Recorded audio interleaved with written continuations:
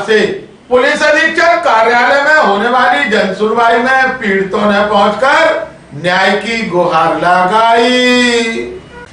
Police अधीक्षक कार्यालय में होने वाली जन सुनवाई में पीड़ितों ने पहुंचकर न्याय की गुहार लगाई। जन सुनवाई में 18 दिसंबर से लापता छात्र के पिता मुकेश गुर्जर पहुंचे। उनका बेटा 18 दिसंबर को घर से लापता हो गया था, तब से उसका कुछ पता नहीं चला। घर से भगवान की पीतल की कुछ प्रतिमाएं भी छात्र लेकर गया। परिवार के कुछ सदस्य मथुरा वृंदावन में इस छात्र को ढूंढने की कोशिश कर रहे।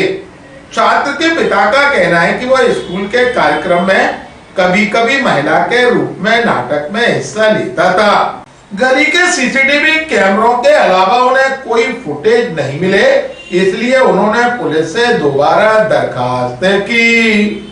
ग्वालियर अभी तक से चर्चा के दौरान छात्र के पिता मुकेश गुर्जर व एडिशनल एसपी अमृत मीणा का मेरा बच्चा लापता हो गया है 18 दिसंबर से। वो बच्चा अभी तक मेरे को कोई सुराग नहीं मिला, मेरे को कोई जानकारी नहीं मिली, उसकी पता ही नहीं लग रहा है कहाँ पे वो, किस हालात में, किस स्थिति में है वो।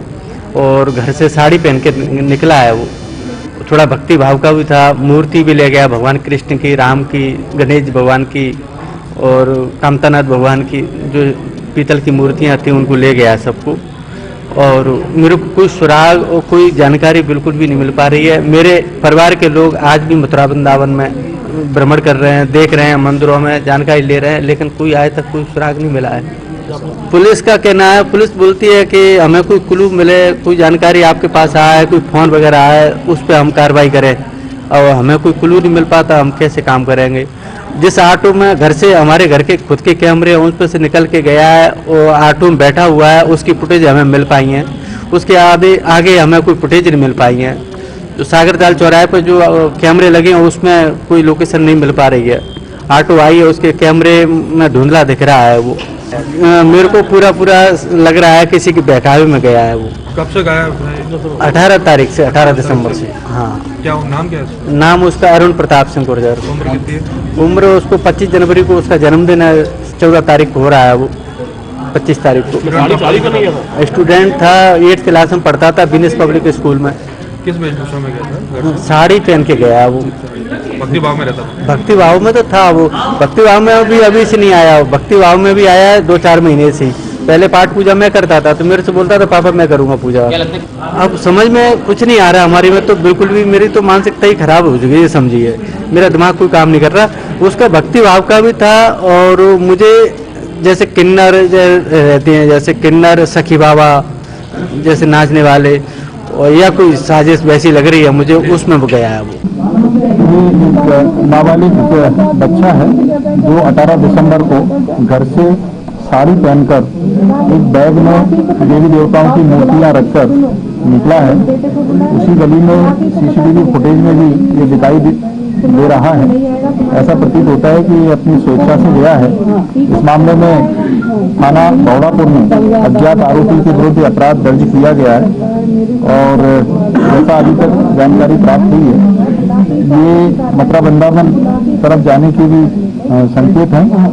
इसमें हम एक SIT का गठन कर रहे हैं और शीघ्र ही इस बालक को दस्तयाब करने का प्रयास किया जाएगा। आज उनके पिताजी भी जन सुनवाई में आए थे और उन्होंने भी अलग से एक आवेदन दिया है। मैंने उन्हें आश्वासन भी दिया है, हमारा ये प्रयास रहेगा कि जल्द से जल्द इस बालक को दस्तयाब किया जाए। वहीं एक अधेड़ को दूसरी शादी के झांसे में हजारों की रकम गंवानी पड़ी। फेसबुक पर चलने वाली किसी मैट्रिमोनियल साइट पर उपनगर मुरार में रहने वाले हीरालाल ने संपर्क किया था। पता चला है कि हीरालाल की पहली पत्नी का देहांत हो चुका है। इसका एक बेटा भी है। हीरालाल अपने बेटे और घर की देखभाल के लिए दूसरी शादी करना चाह रहा था। फेसबुक पर शादी कराने का दावा करने वाले एक मैरिज ब्यूरो से संपर्क करने पर हीरालाल से नवंबर महीने में रजिस्ट्रेशन के नाम पर 3300 रुपए झटक लिए थे। इसके बाद दिसंबर में भी उनसे कुछ रकम ऐड ली गई। इसके बाद जो महिला मैरिज ब्यूरो के नाम से हीरालाल से संपर्क कर रही थी, उसने अपना मोबाइल बंद कर लिया। यहाँ तक कि वह व्हाट्सएप पर होने वाली चैटिंग भी ब्लॉक हो गई। तब हीरालाल को अपने साथ ठगी का एहसास हुआ। अब उसने मैरिज ब्यूरो के नाम पर शादी का झांसा देने वाली महिला के खिलाफ कार्रवाई की मांग की। ग्वालियर अभी तक कोई जानकारी देते हुए एडिशनल एसपी अमृत मीणा ने कहा, ये हीरालाल खटीक निवासी पिंटू पार्क के निवासी हैं। इनकी पत्नी की कुछ साल पहले मृत्यु हो गई थी। इसके बाद चूंकि इनको शादी करना था तो किसी ने इनको ये सलाह दी होगी कि शादी.com में यदि ये संपर्क करते हैं तो फिर आसानी से जो है इनके सामने शादी का विकल्प रखा जा सकता है। तो इसी सिलसिले में इनने सर्च करके और शादी.com में संपर्क किया तो दूसरी तरफ से कुछ अज्ञात नंबरों से इनको फ़ोन किया गया और उन्होंने ये कहा कि एक टोकन अमाउंट यदि वो जमा करते हैं तो वो फिर इनके सामने शादी के लिए महिला का विकल्प रखेंगे। तो ऐसा इनका कहना है कि अभी तक ये करीब 5 से 7 हज़ार रुपये जमा कर चुके हैं। इसके बाद भी अभी तक दूसरे पक्ष की तरफ से कोई महिला का ना फोटो बताया और ना ही उन्होंने शादी का प्रस्ताव रखा। तो इनको ऐसा प्रतीत होता है कि इनके साथ चीटिंग हो रही है। इन्होंने आवेदन दिया है, उसमें कुछ नंबर भी दिए हैं, इसको हम साइबर सेल को दे रहे हैं और इसकी जांच कराएंगे। जो भी दोषी पाया जाएगा उनके विरुद्ध धोखाधड़ी की कार्रवाई की जाएगी।